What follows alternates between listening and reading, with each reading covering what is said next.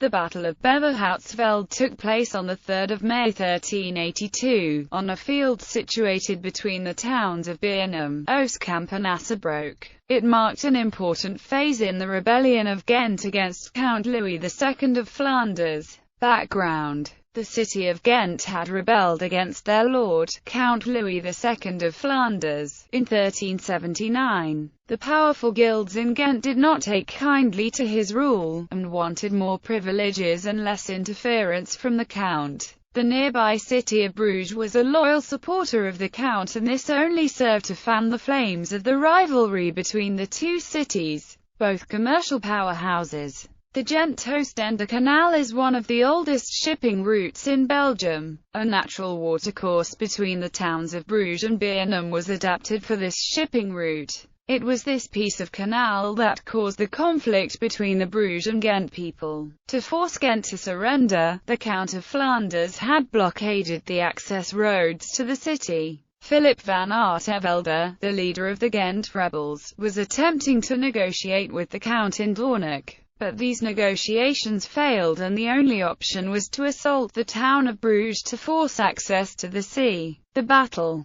The army of Ghent did not immediately assault Bruges, but instead drew up in a defensive formation. An hour's march outside the city, they placed their artillery to one flank, to enfilade the approaching militia of Bruges. The Bruges warriors appeared on the battlefield after the annual procession of the Holy Blood, a religious holiday in Bruges. The soldiers came straight from the various inns and taverns around the area, and many had stopped along the way to drink themselves into extra courage. Their discipline was poor. As the Bruges army came in range, the Ghent artillery fired a volley of several hundred ribaldekens, a form of mobile light artillery. The Bruges army halted in confusion, and the Ghent militia went over to the attack, quickly routing their opponents. The Ghent forces pursued and occupied the town of Bruges that same day. Count Louis II managed to escape and fled to the town of Rijssel. Legend says the Ghent warriors removed the dragon from the St.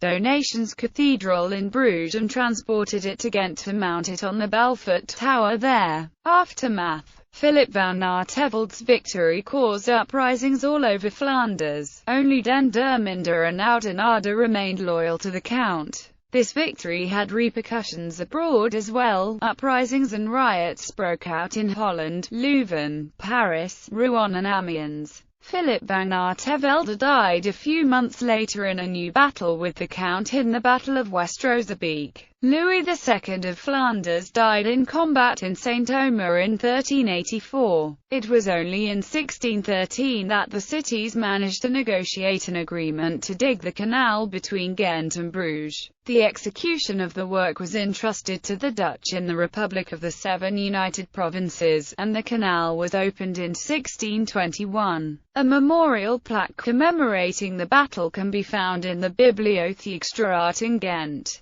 Significance in military history. Beverhoutsveld is recognized as one of the first battles in which gunpowder weaponry played a significant part.